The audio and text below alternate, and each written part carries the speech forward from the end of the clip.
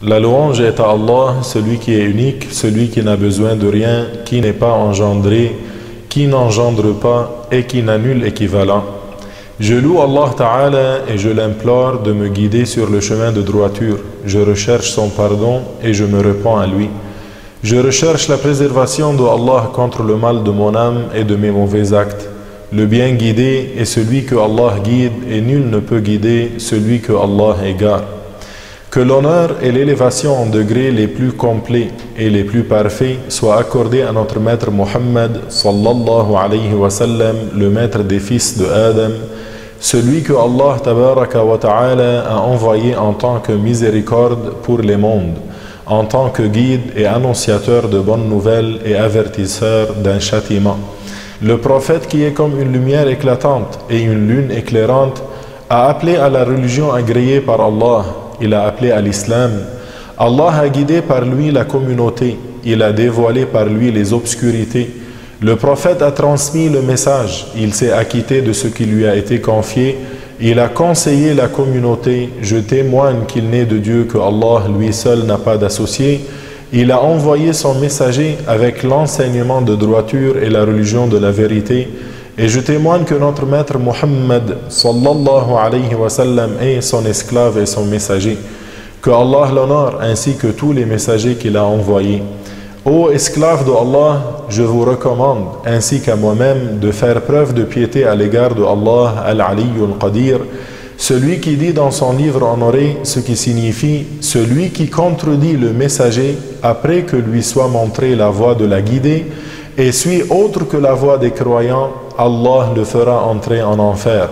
Surat An-Nisa, ayah numéro 115. Mes frères et sœurs de foi, cette ayah honorée est une preuve que celui qui veut être sauvé doit s'attacher à la voie des croyants, c'est-à-dire à ceux sur quoi sont unanimes les savants des musulmans, et que celui qui s'est détourné de cela, sa rétribution sera l'enfer, et quelle mauvaise finalité. Il est parvenu aussi dans un hadith que le compagnon glorieux Abdullah ibn Mas'ud a dit: ce que les musulmans ont été unanimes à le considérer bien, alors il est bien selon le jugement de Allah, et ce que les musulmans considèrent comme mauvais, alors il est mauvais selon le jugement de Allah. Et parmi l'ensemble des choses que la communauté considère comme bonnes et que la communauté a été unanime à considérer comme étant une chose que la religion incite à faire, il y a les festivités à l'occasion de la commémoration de la naissance du prophète. En effet, cela fait partie des actes de bien éminents pour lesquels celui qui les fait est récompensé pour avoir manifesté sa joie et sa réjouissance à propos de la naissance honorée du prophète Muhammad sallallahu alayhi wa sallam. Et même si cette célébration ne se faisait pas durant la vie du prophète, elle fait partie des bonnes innovations sur lesquelles les savants de la communauté se sont accordés à dire qu'elle est licite.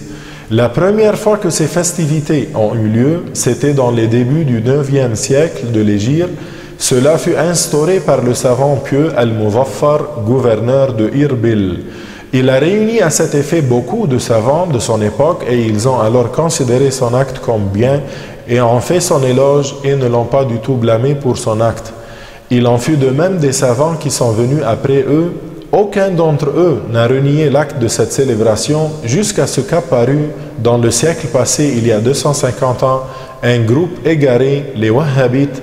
Ils ont renié l'acte du Mawlid d'un fort reniement, c'est-à-dire qu'ils ont renié ce qu'a considéré comme bien la communauté entière pour plusieurs époques successives et ont prétendu, du fait de leur ignorance et leur arrogance au sujet de la religion, qu'il serait une bid'a d'égarement et ont pris à tort comme argument le hadith étant « Kullu bid'atin dalalah », un hadith qu'ils ont considéré hors de son contexte et ont voulu par là duper les gens. Il est à noter que c'est un hadith ayant une forte chaîne de transmission, sauf que sa signification est que ce qui a été innové après le prophète, alors c'est une mauvaise innovation, sauf ce qui est en accord avec la loi de l'islam, car dans ce cas, cela ne sera pas quelque chose de blâmable. Le hadith étant « Kullu bid'atin dalalah » signifie la plupart des innovations sont des innovations d'égarement. Dans ce récit prophétique, le terme « kul » signifie la plupart et non pas la généralité sans exception. En effet, il est rapporté dans un hadith ayant une forte chaîne de transmission et cité dans Sahih Muslim et autres, que le messager de Allah a dit ce qui signifie: celui qui innove dans l'islam une bonne innovation, il en aura la récompense et la récompense de celui qui la pratiquera après lui, sans que rien ne soit diminué de leur récompense. Pour cela, l'imam al-Shafi'i, que Allah l'agrée, a dit: la bid'a, l'innovation dans la religion, est de deux sortes, une bonne et une blâmable. Celle qui est en accord avec la sunna est bien, et celle qui la contredit est blâmable. Ceci a été rapporté de lui par l'imam al-Bayhaqi et d'autres. Alors, il nous paraît maintenant évident que la commémoration de la naissance du prophète Mohammed est un acte permis qui ne contredit pas la sunna, et que cette innovation se classe parmi les bonnes innovations, car les célébrations du Mawlid sont des réunions des musulmans pour la récitation du Coran, de l'évocation de Ar-Rahman et de l'éloge de Muhammad, le maître des créatures, sallallahu alayhi wa sallam.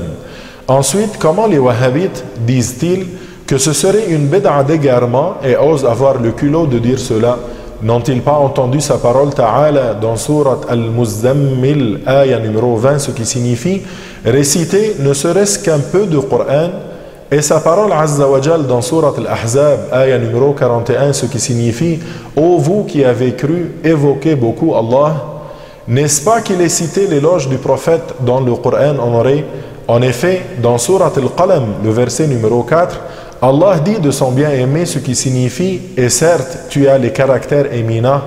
Et il dit subhanahu wa ta'ala dans Surat Al-Anbiya, verset numéro 107, ce qui signifie « Et nous ne t'avons envoyé que comme miséricorde pour les mondes ». De plus, n'est-il pas parvenu dans la sunna pure aussi, ce qui indique la permission de faire l'éloge du prophète, que ce soit en assemblée ou en étant seul, avec le douf ou sans douf, dans une mosquée ou en dehors d'une mosquée? De plus, il est confirmé dans les hadiths ayant une forte chaîne de transmission et rapporté par Ahmad et Ibn Hibban que des gens de l'Abyssinie dansaient sans se courber dans la mosquée du messager d'Allah et faisaient son éloge dans leur langue. Alors le messager d'Allah a demandé ce qu'il disait. On lui dit qu'il disait « Muhammad est un homme vertueux ». Il ne leur répliqua point pour cela. N'est-ce pas que Al-Abbas ibn Abd al-Muttalib, l'oncle paternel du prophète, lui a dit « Ô messager d'Allah, j'ai fait ton éloge par des vers de poésie ». Alors le messager d'Allah a dit ce qui signifie « Dis-les que Allah te protège ta bouche de perdre ses dents ». Il s'est mis alors à réciter la poésie. Le messager d'Allah ne l'a pas empêché et ne lui a pas interdit de dire cela. Il ne lui a pas dit « C'est interdit de faire mon éloge ». Mais au contraire, il a considéré cela comme une bonne chose de la part de Al-Abbas et a invoqué en sa faveur afin que Allah préserve ses dents. Allah les lui a donc protégés par les bénédictions de l'invocation du prophète éminent, puisque l'Abbas décéda à l'âge de 88 ans en n'ayant perdu aucune dent ni molaire de sa bouche. Écoutez aussi, mes frères et sœurs de foi, ce que le Hafiz al-Suyuti a dit lorsqu'il fut interrogé au sujet du Mawlid honoré, dans la lettre qu'il nomma la bonne visée dans l'acte du Mawlid. Il a dit, ça veut dire le Suyuti a dit, la base même de l'acte du Mawlid, qui est la réunion des gens à la récitation, ne serait ce qu'un peu du Coran et la citation des nouvelles rapportées dans les débuts de l'histoire du prophète et de ce qui s'est produit comme signe éclatant lors de sa naissance, ensuite de leur présenter un peu de nourriture qu'ils mangeront et repartiront, et sans rajouter à cela, fait partie des bonnes bid'a pour lesquelles celui qui les accomplit sera récompensé, et ce, en raison de ce que cela comporte comme glorification du degré du prophète et de manifestation de joie et réjouissance suite à sa naissance honorée, sallallahu alayhi wa sallam. Fin de la citation de As-Suyuti. Alors, chers frères et sœurs de foi, ne soyez donc pas intimidés par les paroles de ceux qui renient le Mawlid, ceux qui sont privés de la grâce d'aimer notre prophète sallallahu alayhi wa sallam. Ne soyez pas intimidés par les paroles de ceux qui prétendent que mes grands-parents ainsi que vos grands-parents, que mes ancêtres et les ancêtres de tous les musulmans sur la terre entière étaient sur l'égarement dans leur célébration du Mawlid honoré jusqu'à ce que eux soient venus et ont su la vérité. Ces gens-là, les wahhabites, sont ignorants au sujet du Créateur, privés d'avoir de l'amour pour le prophète honoré, alors ne soyez donc pas dupés par leur simulacre de preuves et d'arguments et ne prêtez aucune considération à leur blâme des festivités du Mawlid. Alors fêtez le Mawlid honoré, chers frères et sœurs. Fêtez le Mawlid honoré et récitez le Coran. Lisez ce qui s'est produit lors de sa naissance et ce qui est apparu comme signe éminent. Faites son éloge, sallallahu alayhi wa sallam, avec une bonne intention. Glorifiez son haut rang et ne prêtez aucune attention à ceux qui blâment ou renient cela. Nos souhaits les plus sincères en cette joyeuse occasion de Mawlid à tous nos chers frères et sœurs festifs tout autour du monde. Je finis en demandant à Allah Ta'ala qu'il nous pardonne, qu'il nous accorde sa miséricorde et ses bénédictions et qu'il nous donne la bonne santé et la tranquillité de l'âme. Kullu amin wa antum bi khayr, et à très bientôt.